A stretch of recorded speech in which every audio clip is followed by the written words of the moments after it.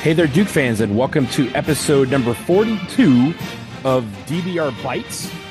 Yes, we have a Bites because, of course, it is the postseason, and now we are starting to hear some word about some of the players and where they're going next year, or if they're going anywhere next year. And we, unfortunately, have to talk about one that will be entering the portal. I am Donald Wine. I'm your host for this DBR Bites. Jason Evans is with me. Jason, how you doing this afternoon? It's Tuesday, April 9th, and we got to talk about one of these players. Yeah, and it's an unfortunate one because we have to talk about someone who's leaving, which kind of stinks. But I do want to say that for Duke fans, while I'm not going to get into any specifics, I am hearing good things about some other players potentially returning to Durham. Again, not going to get into specifics, but I feel very confident at this point that there will be some significant players from this year's team who will be back on next year's team. It's just sad that we're bidding goodbye to a key member of the team in Mark Mitchell. Yeah, and Jason, I'm starting to hear some of the same rumblings that you are. I know you told me a few minutes before we recorded, but some other people are hinting at the same things that you know, Jason. Let me in on the secret, but we will talk about that on another episode. Of course, as these things become confirmed, we will bring them to you here. But let's talk about Mark Mitchell, who just as we record in the afternoon on Tuesday, April 9th, just under an hour ago, gave a statement to On3, the basketball recruiting outlet, and the news was released about an hour ago that he will enter the transfer portal and presumably leave Duke. Is obviously people can enter the portal and withdraw from the portal at some point, but as of right now, he is putting his name into the transfer portal. I want to read his statement, Jason, before I get your thoughts on it. And his statement that he gave to On3 reads as follows, in this quote: "I would like to express my sincere gratitude to Duke University and all those who supported me over the past few years. I am deeply appreciative of the impact this community has had on my life, and it will forever remain dear to my heart. Having said that, I have made the decision to enter my name into the transfer portal." Close quote. Now, Jason, we've talked a lot about Mark Mitchell, both on the ups and downs that he's had over the Yeah. past couple of years. I mean, freshman year, the fact that he started almost every single game, he had that knee tweak at the very last game of the season where we ended up losing to Tennessee in the NCAA tournament. And then this season, off and on, he had been hurt a couple of games. He was in and out of consistency. We talked about him a lot, but he has been a guy where, again, when he was on, Duke was normally very good. Every time that he Oh scored over yeah. 10 points, we had a really good chance of winning. And it's just unfortunate that we didn't see that consistency from this year. But your thoughts on him entering the portal? I understand exactly why Mark Mitchell has taken this decision. I think that his role going forward at Duke was going to be challenged. And I'm not sure that Duke is sort of the best fit for Mark Mitchell's kind of game. John Shire, John Shire very much wants guys who are going to either shoot threes or score at the rim. John Shire understands basketball efficiency. And I'm not sure that that is exactly what Mark Mitchell needs to be. He's not a guy who's ever going to be a volume 3-point shooter. And though he is a slasher, finishing in traffic when there are a lot of guys back there at the rim is something that he has struggled with at times. I mean, we certainly saw him struggle with it a pretty good bit this past season. So I don't know that Duke's offensive game plan really works really well with what Mark Mitchell's skill set is. And as a result, I completely understand why Mark would want to, look someplace else. I also think that when you look at what Duke is bringing in for next year, the players who are likely to be on the roster, both in terms of the freshmen and potential returnees, well, you start to wonder if maybe Mark is going to get squeezed a little tiny bit in terms of playing time, and certainly may have a little more trouble shining and having a large role on the team. That's not to say that Mark isn't a really, really good player. He absolutely is. But I understand. This is all to say I understand why Mark would potentially look elsewhere, to a program where he can be featured a little bit more and where their style of play perhaps will suit him a little bit better. And it sounds like it's for lack of a better word, a mutual parting of ways. It seems like he wants to go his separate way, and Duke, while they love him, is like, hey, this may not be the best fit for you. So it might be better for you to try and find that fit. But Jason, it's funny, we talk about Mark Mitchell, and this year, like I said, he had a lot of ups and downs. But when you look at his stats compared to his freshman year, he is up in almost every category. He's Oh up in yeah. minutes, he's up in field goal percentage, points per game, blocks per game, rebounds per game, even steals per game. The only things that he really went down in are the ones that we kind of really, hampered him about throughout the year. Free throw percentage went down. His 3-point percentage obviously went down, and his assist rate was about the same. So it's interesting when we look at how he played. Next year's team may not be a team that really fits him in any category, right? He would have to take a step back in a lot of Yeah. different ways. That includes not starting. I mean, he basically was inked into the starting lineup for the majority of his 2 years here at Duke, and it felt like entering next year he would have to take a step back in role and production, limited minutes, and also it wasn't like he's the type of guy that he's like a Vinny Johnson. We talk about the guy who can be a microwave, come on the floor and immediately make an impact. It would have been interesting to see if that would work out for him, but it doesn't feel like that was part of his game either. He kind of sometimes took a little bit to get into his role, get into his rhythm, and obviously a lot of his shots were dunks, where he basically was able to find his way into open space inside the paint and then be able to finish it with a flush. But that wasn't always going to be the case in a log jammed uh, interior that we may have next year. We talked about in the last episode how Patrick Ngongba is playing again after it was widely reported that he was probably going to be out for an extended period of time, even beyond his senior year of high school, maybe into his freshman year. Now there's hope that he can play next year. And that obviously changes the calculus as well. And it maybe feels like Duke is going in this direction because not just as far as he's concerned, but just the roster that they have coming in, the puzzle pieces don't necessarily match up as well for Mark Mitchell this year. Yeah, and look, rather than focusing on, you know, how he doesn't necessarily fit, because he's a heck of a player and he's Mhm. not someone that you wanted to lose. There's no question about that. I'd rather look back on what I thought was just an incredible stretch of play that he had from the beginning of January until the middle of February, when over the course of 6 times in 10 games, he was the Ken Pomeroy MVP for Duke and was just routinely like, he puts up 21 against Syracuse, 23 against Notre Dame, 20 against Louisville. And then it all culminates the home game against Wake Forest, which is a very close, very competitive game. Mark Mitchell scores 23 points in that game on very efficient shooting. He also had 8 rebounds, a couple block shots. This was the heady time for Mark Mitchell, where he was really, really soaring as a player. Yeah, things things went a little bit downhill from there. Really, other than the NC State game in the ACC tournament when Mark and Kyle Filipowski were the only guys on Duke who were getting anything done. Other than that, the final 10 games or so of Mark's season uh, were not great. Let's just put it that way. But again, when I think back on Mark Mitchell, it'll be the thunder dunks, the incredible defense, and just the way he played in that really, really nice stretch through the middle of the season this year, where to some extent he was carrying this team.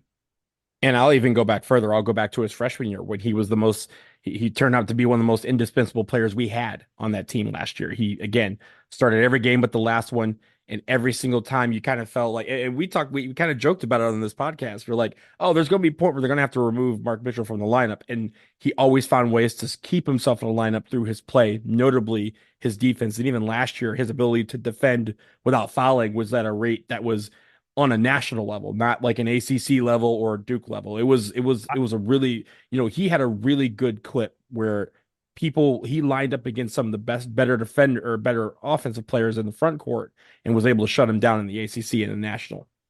Yeah, I've got the number right in front of me. I was about to comment on it. His fouls drawn rate, so to speak, as a freshman was just outrageous. One of the tops in all of college basketball. And though it was, uh, you know, though though that dropped off a bit this year, he is still someone who is notable for being a lockdown defender who can defend 1 through 5, which is very rare, and do it without committing fouls. And that is a super valuable thing. I am sure he is going to find a good landing place at a high major program. And I think Mark Mitchell is a future pro. I don't know if he's a NBA pro, but Mark Mitchell is going to earn plenty of money and have a long career playing professional basketball. Yeah, and we both wish him the best wherever he goes. We thank him for his time at Duke, and like you said, there's a lot of we kind of go back and forth on what you want to talk about here, but we choose to focus on the good times that we had with him and all the moments that he had where he, like you said, that stretch you failed to mention in that stretch of January where he didn't miss a 3-pointer. I know he only took 6, but he made them all, and Yeah, he yeah. was the best. We had the stat that he was the best 3-point shooter in the country for a stretch of the season. Like those things again don't come. And I will say this, Jason, I still remember that Notre Dame game last year where he hit the three. A couple threes with a couple minutes left, including one with like 10 seconds left. I was at that game. Huge, huge. Huge three. In it, I say that because not because hey, his best moment was a game last year where we beat a struggling Notre Dame team by a few points because he hit a three.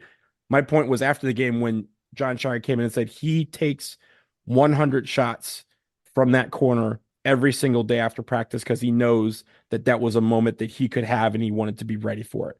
The work ethic that he had, the motor that he had was always present. And I really appreciated that aspect of his game. The fact that more often than not, if things were going bad or whatever, I know that Mark Mitchell was doing his best. He was hustling, he was getting those rebounds, and again, even doing the statless stuff that doesn't register on a box score, but really helps a team win. He was a part of that for his 2 years here. So I thank you for Mark Mitchell to him and his family. Hope that everything works out wherever he ends up and that he does incredibly well, of course, except if he ends up playing us. We would hope for his team to lose by 50 and he can score 30 points and everyone will go home happy. But Mark Mitchell still has a good future ahead of him. And unfortunately is not going to be as a Duke Blue Devil, at least as of now, because he has now entered the portal. Jason, anything else before we take a break? Yeah, last word. I don't want folks to feel like we are ushering him out the door or anything like that. This is a big loss for Duke. There's no question about it.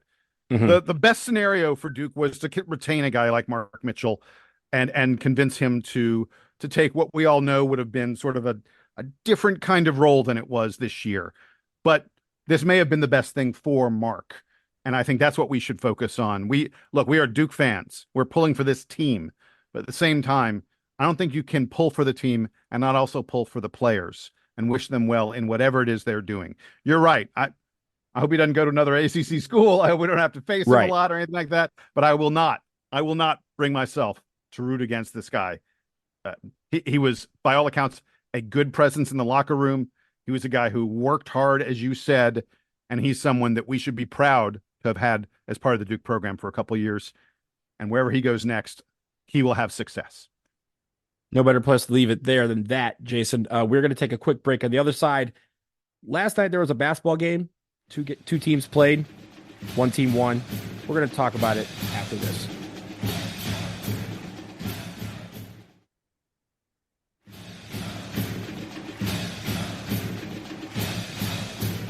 All right, Jason, we're back. And of course, we are doing this pod on the day after the men's national championship game. We got a chance to talk about the women's national championship on our last show.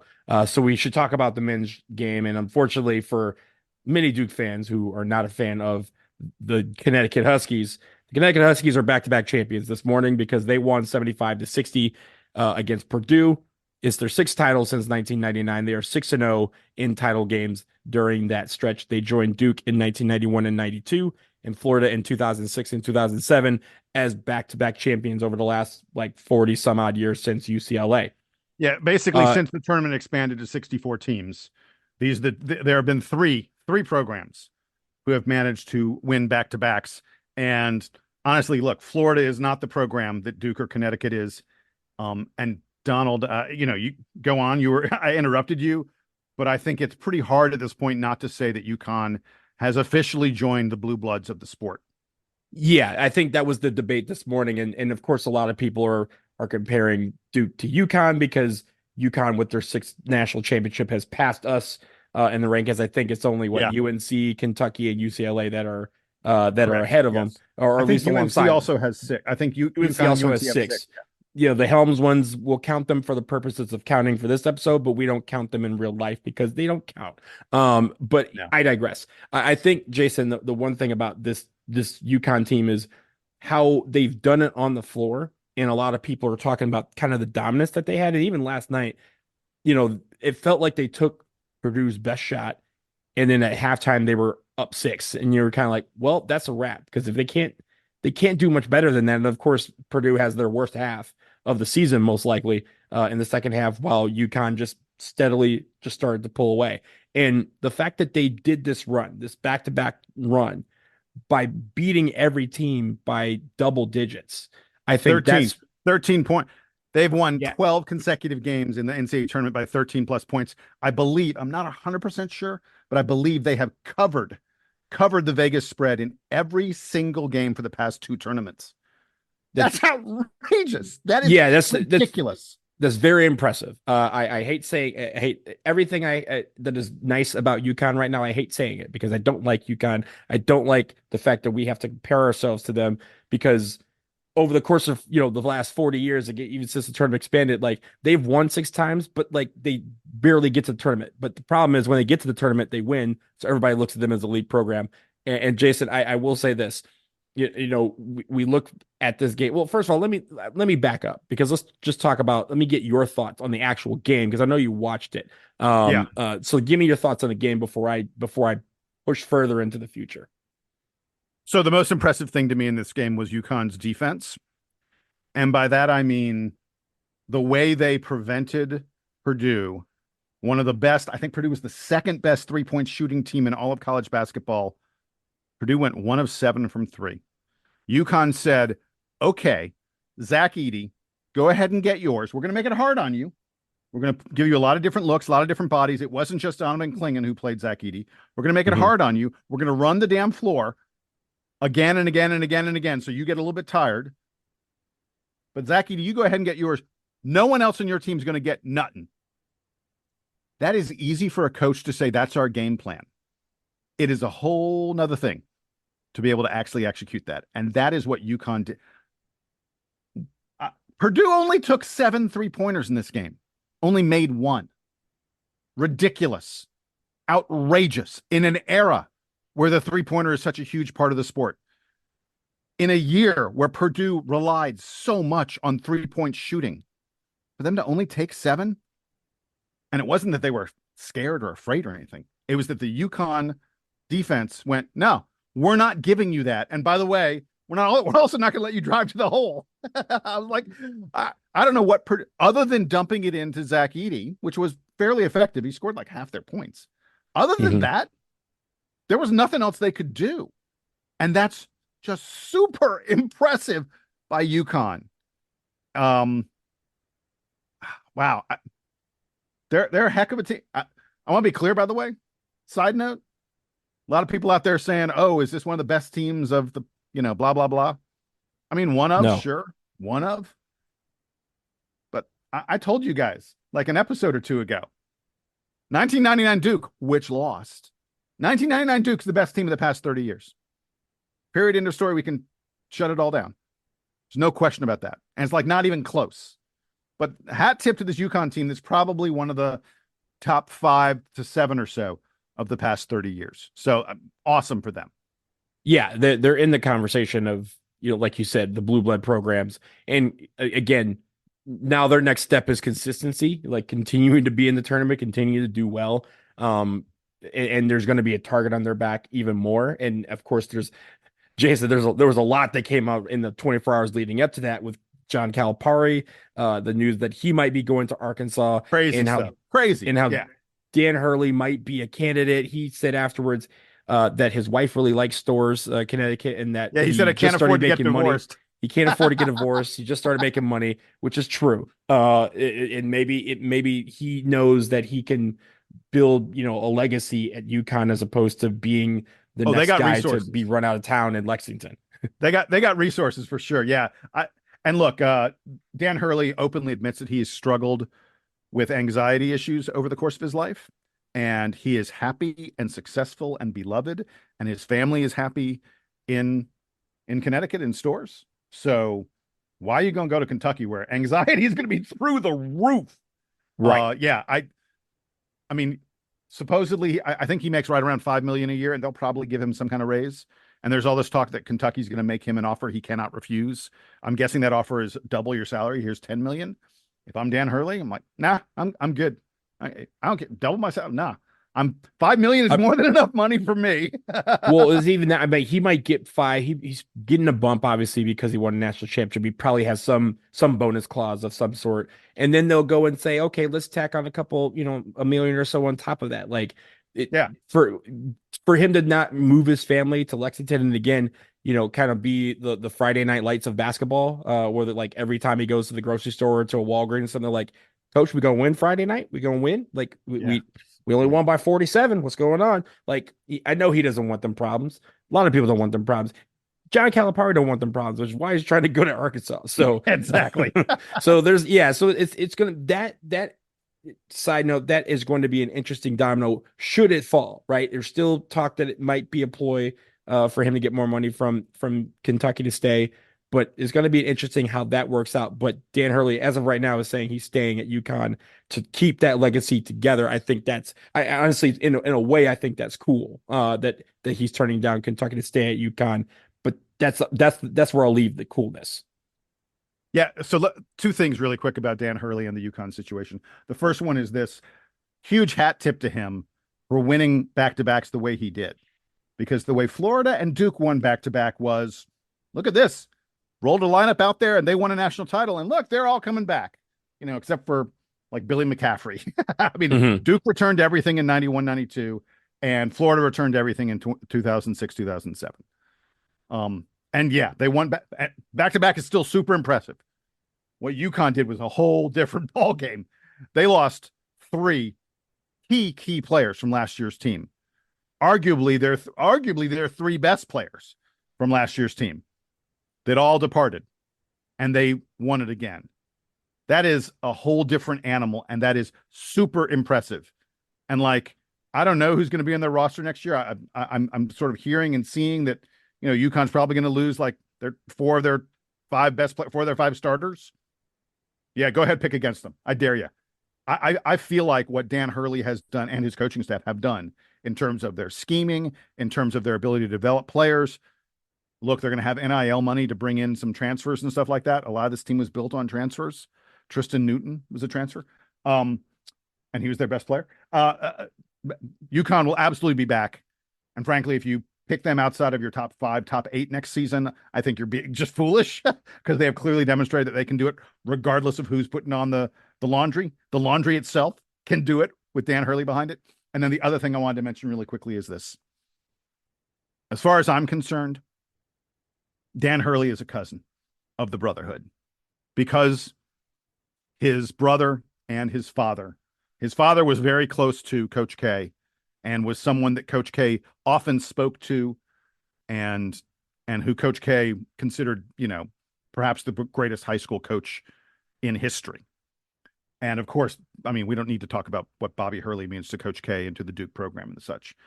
And Dan Hurley, regardless of what you think about him and his histrionics and all kinds of other stuff like that, sorry, he's Bobby Hurley's brother. Bobby Hurley's part of the Brotherhood. Dan Hurley's a cousin. Maybe cousin once removed, whatever you want to call it. But we as Duke fans should have a little bit of pride and admiration for someone who is close to a part of our program having this kind of success. So Dan Hurley, sorry, Dan Hurley, way to go. Way to go. I am sure it was difficult for Dan Hurley growing up as the second best Hurley kid playing basketball. Dan was good enough to get a scholarship to Seton Hall. That is not easy to do. And yet his entire time in college, I'm sure he heard about the fact that his brother was, top 2, 3 point guards of all time. Why aren't you as good as your brother? could not have been easy for him. And today, Bobby Hurley hears all the time. Bobby Hurley is a head coach at a Power Five school. And I'm sure he hears all the time, why aren't you as good a coach as your brother? If he's a cousin of the Brotherhood, then as family, this is a family union, right? We should make sure that Dan Hurley becomes the coach at Arkansas, so we can get out of UConn, so that we can support our cousins when they're on the battlefield. Arkansas. So, get him out of stores. He can't go to Kentucky. We can't do that. At least Arkansas, if we send him there, then he'll be fine. Like we can, well, yeah, that's our guy at Arkansas. That's our boy. That's not happening, my friend. Not happening. It's not happening. But it's hard to root for your cousin when he's lacing them up, or at least coaching them up for UConn. I don't have as much disdain for UConn as some other Duke fans do. I do. I know that they are sort of in direct competition with us. As you mentioned, they now have one more national title than we do. If you were to ask people who's the greatest program in college basketball, in the modern era, in the past 30, 40 years, a whole lot of people are going to say Duke. But I bet sort of the second, especially recently, the second pick, probably UConn, or they're certainly, they're in the top 3, 4 in that conversation. So yeah, we should feel some rivalry with them, but I don't know. We each want to beat the crap out of each other as much as we can. And I will always hate them for denying the 99 team what I think could have been the title as the greatest ever. But like I say, Dan Hurley's a cousin. I got to go do that. I will say this, Jason, and this kind of leads me to the future point that I was about to make. The way too early top 25 poll came out on ESPN at like the game ended at 11:38. This came out at 11:41 or something like that at night. And Duke, of course, is listed as number 1. And this is obviously before the Mark Mitchell news, but they obviously took into account that Cooper Flag is coming among, and if they can land some other pieces or retain some other pieces, I should say, that this team is going to be unstoppable. UConn is right there. But Jason, do you know what I was doing last night during the game? After UConn went up about 16 points and it looked like the end was basically there, I was editing my workout plan. I was going through my diet and writing down my goals for the next few months. It is time for all of us to get back in the lab and get better. That's what the end of this basketball season means to me. Players become better players, coaches become better coaches, trainers become better trainers, and fans become better fans. Nothing is going to be given to us next year. Everyone's going to have the target on our back, and we're used to that because we're Duke. So let's go out this summer. All of us work hard so that come fall, again, no one's going to give it to us. So we're just going to have to go take it. And luckily, we're going to have a squad, no matter who ends up on this roster, we're going to have a squad that's going to be in contention to go take it from UConn. Because right now, they're the champs. So we got to take the belt from them. WrestleMania was this weekend too. So we have that corollary. If someone has the belt and you want the belt, you got to go take it. They're not going to hand it to you, and they're not going to forfeit it. So that's what we need to do. After this is over, Jason, I'm probably going to get in the lab. I'm going to sit here. I'm going to go to the gym and start working out, and I'm going to be a better fan. I'm going to start doing my research, because this summer is a big summer for Duke basketball, and everyone here needs to make sure that they are part of the solution, not the problem. I love it. I need to work out and lose some weight myself. Yeah, you too. Yeah, you too. We'll keep each other accountable on this show. Yeah. Okay, Jason, that'll do it for episode 42 of the DBR Bites. Again, thank you everybody for joining us. We'll be back soon, of course, when there's more news. I will actually, I should mention, this weekend is reunions weekend. So if you are a class of that ends in 4 or ends in 9, it is your weekend. That is me and Jason. Jason, are you going? I'm not going, unfortunately. I've just got too much other stuff going on. I put off a bunch of stuff because the NCAA tournament's been happening, and I refused to book anything during the tournament. And so now it's kind of hitting me pretty hard. So yeah, I can't make it, unfortunately. I think it's my 30 or my 35th, my 35th. Sorry. Yeah. Am I doing that math right? 89, 99. 99? Yes. 35. Yeah, 35th. All right. So that's not that big a deal. I'll be back for the 40th. I'll try and make the 40th. So Jason's lame. He's not going to be there, but I will, because it's my 20th reunion. And of course, the class of 2004, the greatest class in Duke history, will all converge on Durham. Apparently, we have the biggest attendance coming of any class. That's what I heard. You heard it from here. I refuse to be wrong. Even if I'm wrong, don't tell me. But I'm going to be down there. So if you're in the neighborhood in Durham and it's one of your reunions, come by. I'll be circulating around. I don't know where I'll be, but you know where I will be. I'll be somewhere on campus. So come holler at me. But until then, until any other news comes on, again, hit us up, dbrpodcast@gmail.com. We thank you, everybody who sends us lots of emails in the off season. But for now, for Jason Evans, I am Donald Wine. This is the DBR Podcast, and now it is time for the Duke band to play us out and take us home.